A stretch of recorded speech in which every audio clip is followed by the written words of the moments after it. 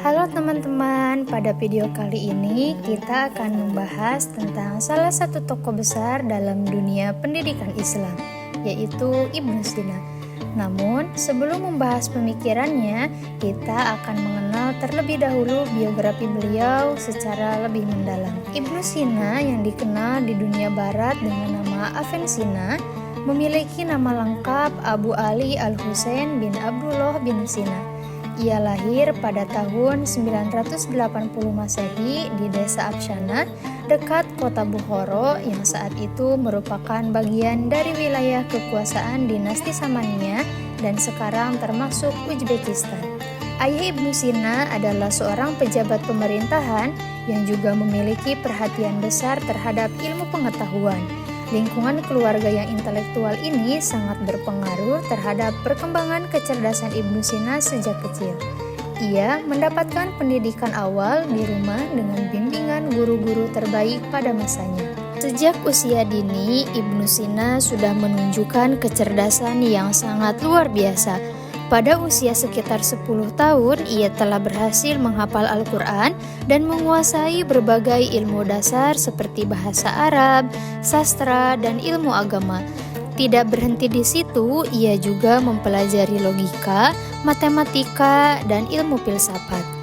Dalam perjalanannya belajar, Ibnu Sina sempat mengalami kesulitan saat mempelajari filsafat, khususnya karya Aristoteles. Namun, dengan kegigihannya, ia terus berusaha hingga akhirnya memahami ilmu tersebut dengan sangat baik. Bahkan, ia pernah membaca sebuah buku tentang filsafat karya Al-Farabi yang sangat membantunya dalam memahami pemikiran Aristoteles. Memasuki usia remaja, Ibnu Sina mulai tertarik pada ilmu kedokteran. Ia mempelajari ilmu ini secara otodidak dan melalui praktik langsung. Pada usia sekitar 16 tahun, ia sudah dikenal sebagai seorang dokter yang handal. Banyak pasien yang datang untuk berobat kepadanya, bahkan dari kalangan pejabat dan bangsawan. Salah satu peristiwa penting dalam hidupnya adalah ketika ia berhasil menyembuhkan penguasa Bukhara yang sedang sakit.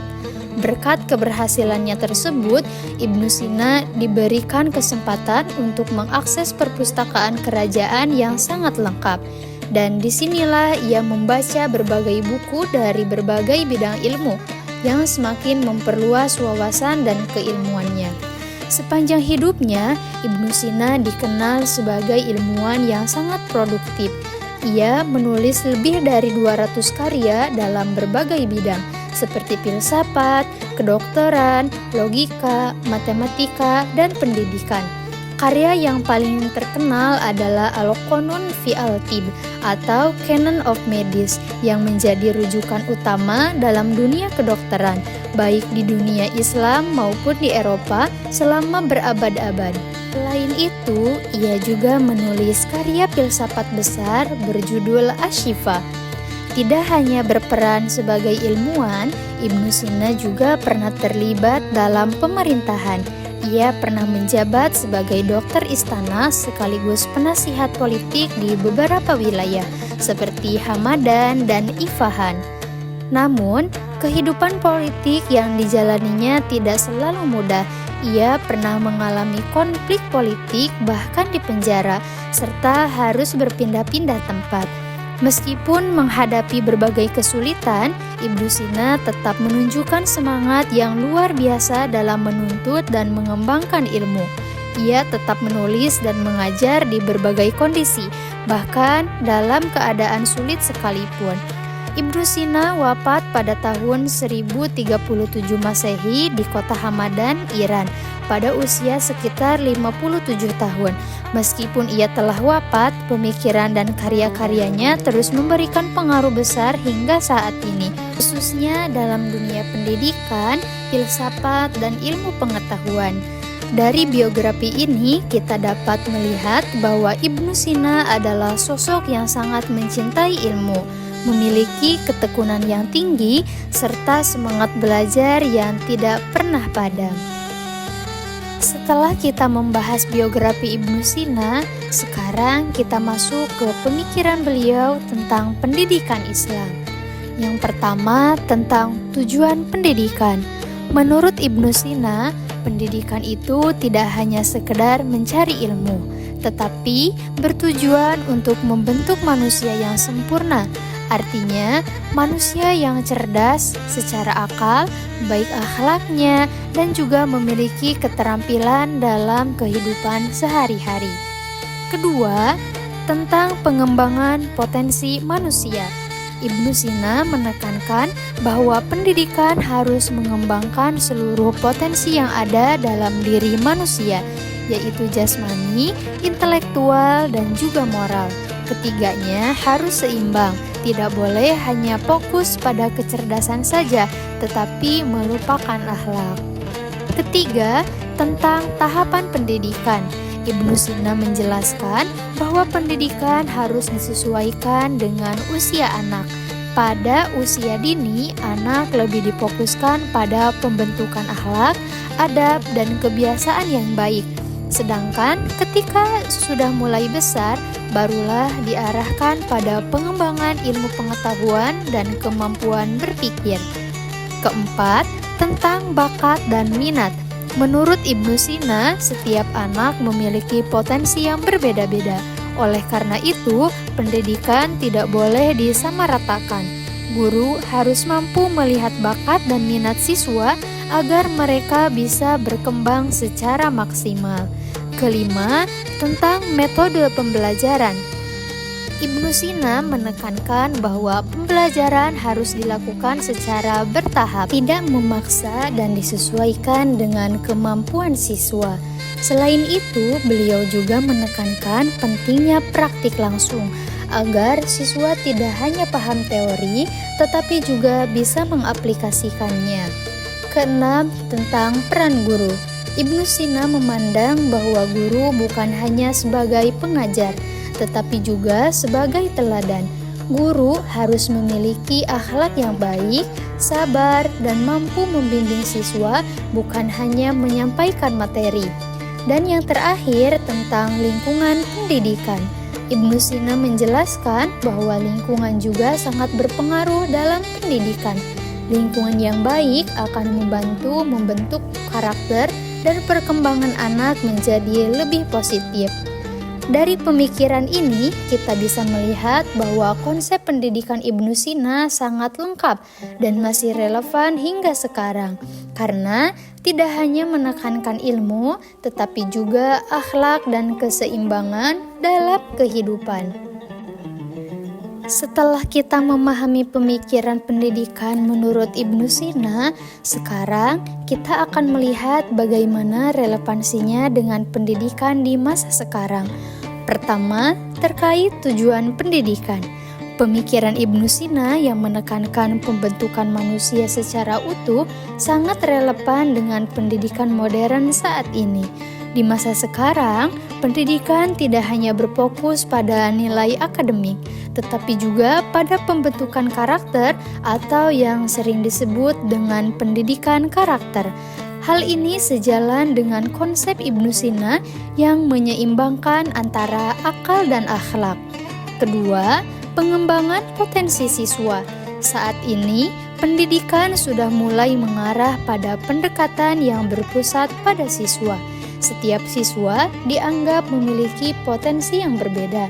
Ini sangat sesuai dengan pemikiran Ibnu Sina yang menekankan bahwa pendidikan harus mengembangkan seluruh aspek manusia, baik intelektual, moral, maupun fisik. Ketiga, pembelajaran sesuai tahap perkembangan. Dalam dunia pendidikan sekarang, kita mengenal konsep pembelajaran yang disesuaikan dengan usia dan perkembangan anak. Ini sejalan dengan pemikiran Ibnu Sina yang membagi tahapan pendidikan berdasarkan usia, mulai dari pembentukan karakter di usia dini hingga pengembangan intelektual di usia berikutnya. Keempat, pentingnya bakat dan minat. Saat ini banyak sekolah yang mulai mengembangkan sistem pembelajaran berbasis minat dan bakat, seperti adanya jurusan atau program khusus. Hal ini menunjukkan bahwa pemikiran Ibnu Sina masih sangat relevan. karena beliau sudah menekankan pentingnya mengenali potensi individu sejak dahulu. Kelima, metode pembelajaran.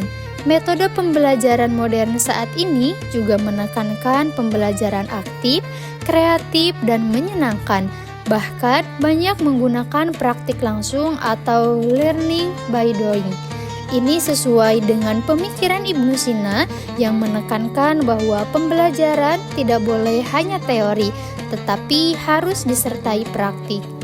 Keenam, peran guru. Di era sekarang, guru tidak hanya sebagai penyampai materi, tetapi sebagai fasilitator dan pembimbing. Ini sejalan dengan pemikiran Ibnu Sina yang menekankan bahwa guru harus menjadi teladan dan pembimbing akhlak bagi siswa. Ketujuh, lingkungan pendidikan. Saat ini, lingkungan belajar yang positif dan kondusif sangat diperhatikan, baik di sekolah maupun di rumah. Ini juga sesuai dengan pemikiran Ibnu Sina yang menekankan bahwa lingkungan memiliki pengaruh besar terhadap perkembangan anak. Dari penjelasan ini, kita dapat melihat bahwa pemikiran pendidikan Ibnu Sina tidak hanya relevan pada zamannya, tetapi juga masih sangat sesuai dengan sistem pendidikan modern saat ini. Baik teman-teman, dari pembahasan yang telah kita bahas mulai dari biografi hingga pemikiran pendidikan Ibnu Sina, kita dapat memahami bahwa beliau adalah sosok ilmuwan muslim yang sangat luar biasa, yang tidak hanya menguasai berbagai ilmu, tetapi juga memberikan kontribusi besar dalam dunia pendidikan. Pemikiran pendidikan Ibnu Sina menekankan pentingnya keseimbangan antara akal, akhlak, dan keterampilan, serta memperhatikan perkembangan usia, bakat, dan minat peserta didik. Selain itu, beliau juga menegaskan bahwa peran guru dan lingkungan sangat berpengaruh dalam membentuk karakter siswa. Jika kita kaitkan dengan pendidikan saat ini, ternyata pemikiran beliau masih sangat relevan dan bahkan sudah banyak diterapkan dalam sistem pendidikan modern, seperti pendidikan karakter, pembelajarannya berpusat pada siswa, serta metode belajar yang aktif dan aplikatif.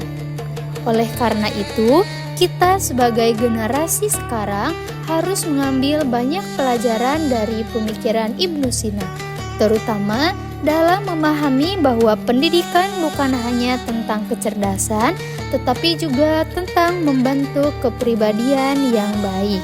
Semoga pembahasan ini bermanfaat dan bisa menambah wawasan kita semua. Amin, amin ya robbal alamin.